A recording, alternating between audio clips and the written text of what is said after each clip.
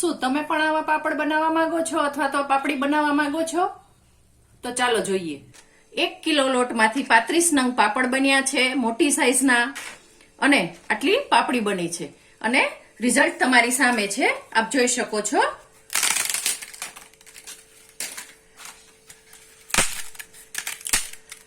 શેકેલું પણ રિઝલ્ટ સરસ છે અને પાપડી પણ તમે જોઈ શકો છો કે પાપડી છે એ એકદમ સરસ પોળી અને સારું રિઝલ્ટ મળ્યું છે અને એકદમ પોચી એવી થઈ છે. તો ચાલો મિત્રો, આપણે જોઈશું કે આ 1 કિલો લોટમાંથી આટલા સરસ શેકવા માટેના, તળવા માટેના પાપડ અને પાપડી કેવી રીતે બને છે. જય શ્રી કૃષ્ણ મિત્રો, મારું ગુજરાતી કિચનમાં આપનું સ્વાગત છે.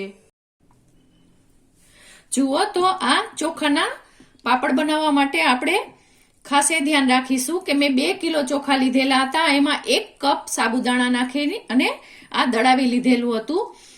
એટલા માટે આ તમે ઘંટીએ દળાવી શકો છો અથવા તો ઘરે પણ ઘંટી હોય તો દળી શકો છો. જો તમારે એવું ન કરવું હોય અને સીધો જ ઘંટીએથી લોટ તૈયાર લઈ આવવો હોય તો 1 કિલો ચોખાનો લોટ લઈ આવવાનો રહેશે અને અડધો કપ સાબુદાણા છે એને તમારે 5 થી 6 કલાક પહેલા પલાળી અને જ્યારે તમે અત્યારે આંધણ ઉકળવા મૂકો ત્યારે સાબુદાણાને પહેલા પાણીની જોડે પકવવાના રહેશે અને પછી આ લોટનું અંદર નાખી અને ખીચું બનાવવાનું રહેશે. એટલે બંને રીતે તમે કરી શકો છો. પણ સાબુદાણા નાખવાથી પાપડ છે એકદમ સરસ ફૂલેલા થાય છે અને ખૂબ જ સરસ થાય છે, રિઝલ્ટ ખૂબ સારું આવે છે. એટલા માટે હું મારા ઘરમાં આ જ પ્રોસેસ કરું છું. આમાંથી તમે ઝીણી સેવ પણ બનાવી શકો, પાપડી બનાવી શકો અને પાપડ પણ વણી શકો. જે તમારે કરવું હોય એ આ એક જ લોટમાંથી તૈયાર થઈ જશે. અને જો તમારે ઘઉં અને ચોખાનું ખીચું બનાવવું હોય તો પણ આ જ પ્રોસેસ રહેશે અને પરફેક્ટ માપથી જણાવું છું, જેથી કરીને તમે ક્યારેય નિમક અને જે પાપડ ખાર છે એમાં મિસ્ટેક ન કરો. એટલા માટે પરફેક્ટ માપથી બનાવીશ. તો ચાલો આપણે શરૂઆત કરીશું. જેના માટે અહીંયા તો મારે આ બંને મિક્સ દળેલું છે, એટલે આ 1 કિલો લોટ થયો છે. તો હું અત્યારે આને આ વાસણના માપથી તમે જોઈ શકો છો કે આ 1 તપેલી જેટલું છે. તો હું અત્યારે આને આમાં નીકાળી લઉં છું, જેથી કરીને આપણે પાણીના માપનું ખ્યાલ આવે એટલા માટે. જુઓ તો આ ઢોકળિયામાં જ મેં લઈ લીધું છે પાણી. તો જે માપનું આપણે લોટ હતો એ 2 માપ ભરી અને પાણી લઈશું. તો આ 1 તપેલી થયું. હજી બીજી 1 તપેલી આમાં એડ કરું છું.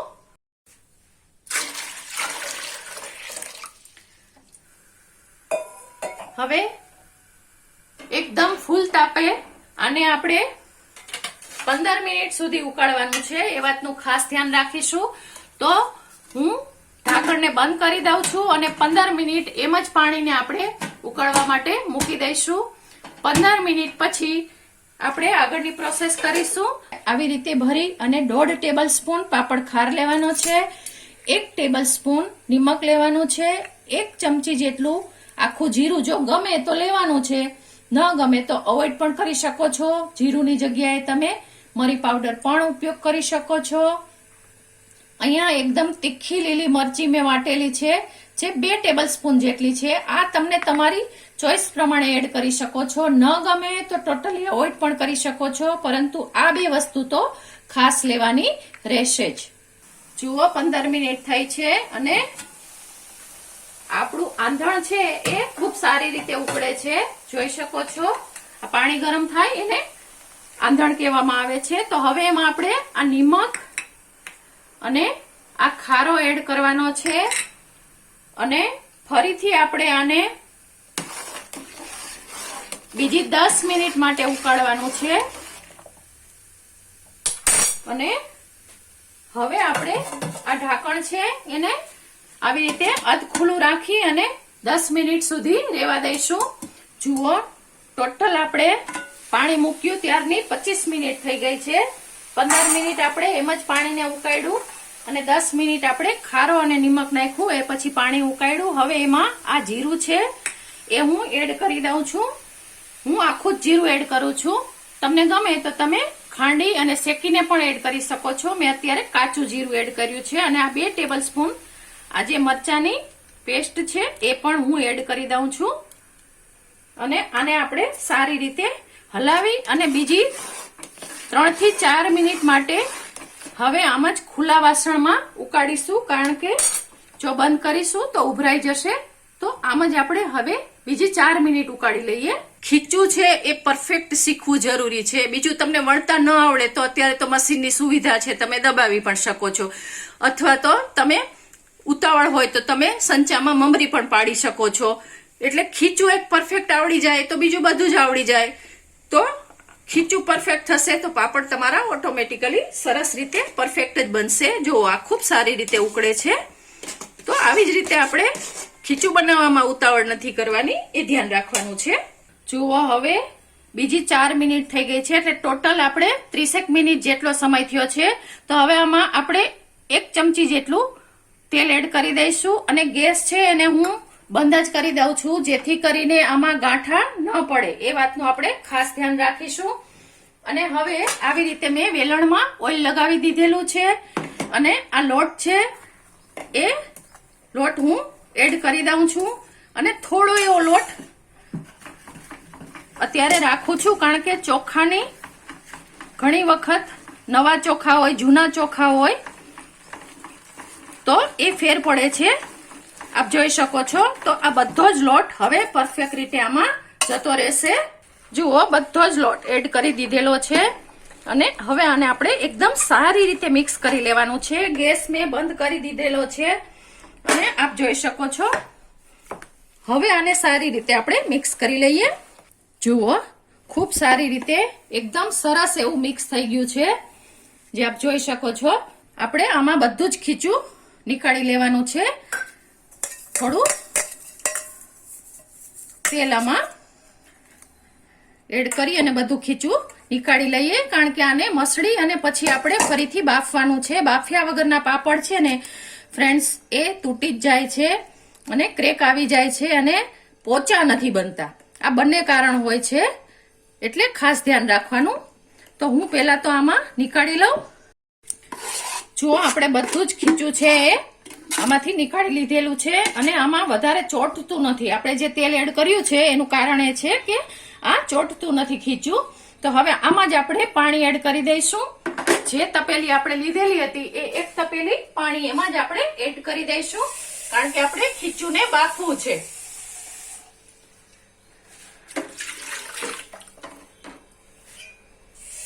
જુઓ હવે આ ઢોકળિયાની જાળી છે એમાં આપણે સહેજ તેલ લગાવી અને પાણીને ગરમ થવા મૂકીશું. એ દરમિયાન આપણે આ ખીચું છે એને સારી રીતે મસળી લઈશું. જુઓ આ મેં પ્લાસ્ટિકની બોરી લીધેલી છે, તો એમાં હું આછું અમથું તેલ લગાવી દઉં છું. વધારે તેલ લગાવવાની જરૂર નથી. અને આ બધું ખીચું છે એમાં આપણે લઈ લઈશું. જુઓ હવે બસ આવી જ રીતે આપણે આને મસળી લેવાનું છે. બીજું કશું જ કરવાનું નથી, જેથી કરીને આપણને હાથમાં ગરમ ન લાગે. તો આને આપણે 2 મિનિટ માટે મસળી લઈએ. જુઓ આ સરસ રીતે આપણે 2 મિનિટ મસળી લીધું છે. એક સાથે બધું ખીચું છે, એટલે આ પ્રકારની આપણે થેલી લીધેલી છે. હવે તમને ગમે એવા નાના મોટા સાઈઝના આવી રીતે લુવા પાડી લેવાના છે, અંદર આવી રીતે મૂકી દેવાનું છે.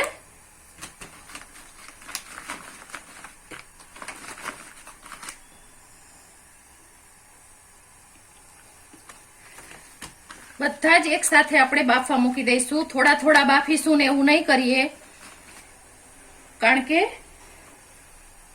તો પણ એ ગરમ જ રહેશે. જ્યારે આપણે ફરીથી મસળી અને બીજી થેલીમાં ભરીશું ત્યારે તો બધાને એક સાથે હું આવી રીતે બાફવા માટે મૂકી દઉં. જુઓ બધા જ આપણે એક સાથે જ બાફવા મૂકી દીધેલા છે. તો હવે આપણે આવી રીતે ઢાંકણને બંધ કરી લઈશું, અને આને આપણે ફરીથી 15 મિનિટ માટે બાફી લઈશું. જુઓ 15 મિનિટ થઈ છે અને સુગંધ પણ ખૂબ સરસ આવી ગઈ છે, એટલે એની નિશાની છે કે આપણી આ પાકી ગઈ છે. અને બીજું તમને બતાવું કે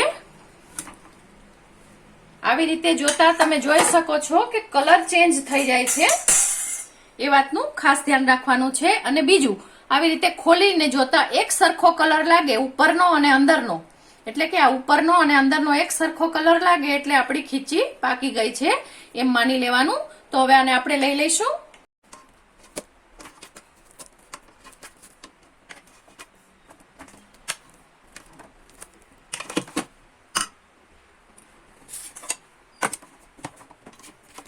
હવે આને આવી રીતે મસળી લેવાની છે. ગરમ છે એટલે આવી રીતે મસળી લઈશું. પછી જ આપણે આવી કોઈ પણ મોટી બેગ આવે છે એમાં અંદર તેલ લગાવી દેવાનું છે અને એમાં ભરી દઈશું.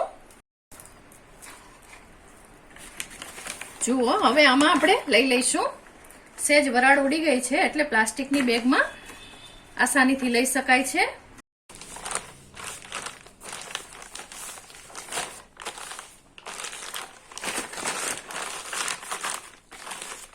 જુઓ આવી રીતે સારી રીતે મસળી લેવાનું છે. જુઓ હવે લુઓ લઈ લેવાનો છે અને મારી પાસે આ માર્બલની પાટલી છે. તમારી પાસે લાકડાની પાટલી હોય તો તમે એમાં પ્લાસ્ટિકની થેલીઓ ગોળ કાપી અને વણી શકો છો. હું આવી રીતે સીધું જ વણીશ પાપડને. સહેજ એક જ આંગળી વાળો તેલથી હાથ કરી અને બસ આવી રીતે કિનારા ઉપર વણતું જવાનું છે અને પાપડને આપણે સ્પ્રેડ કરતો જવાનો છે. તમને જે સાઈઝના પાપડ ગમે એ સાઈઝના તમારે વણતા જવાના છે.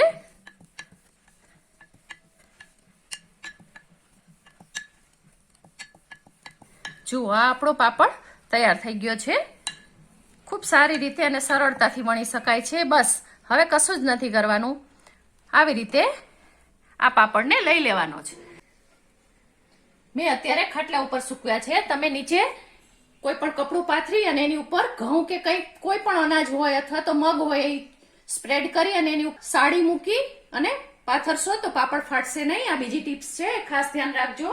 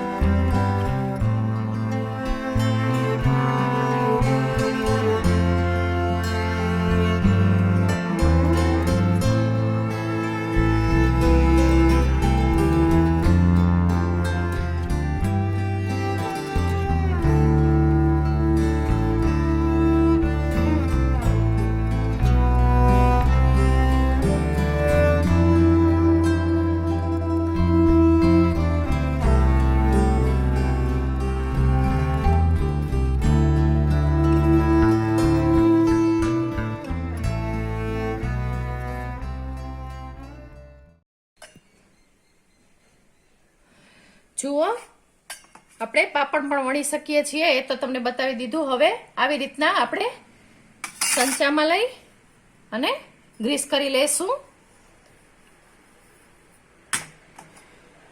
બધું જ સારી રીતે ગ્રીસ કરી લઈશું. વધારે તેલની જરૂર નથી, માત્ર થોડું એવું તેલ લગાવી અને બધું ગ્રીસ કરી લઈશું. જુઓ હવે ખીચું આપણે હાથમાં લઈ લીધું છે અને આને સારી રીતે પ્રેસ કરી અને આવી રીતે આમ દબાવી દઈશું અને સંચાને આખો ભરી લઈશું.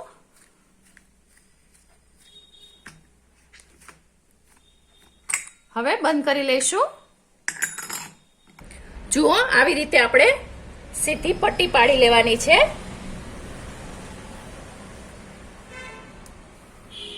તમને ગમે એવી પટ્ટી તમારે સીધી અથવા તો આવી રીતના પાડી લેવાની છે.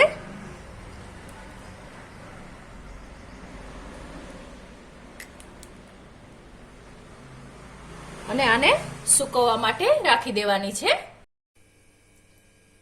જો તમને મારી આ રેસીપી પસંદ પડી હોય તો મારી ચેનલને લાઈક કરો, શેર કરો અને સબસ્ક્રાઇબ ચોક્કસથી કરો. આભાર મિત્રો.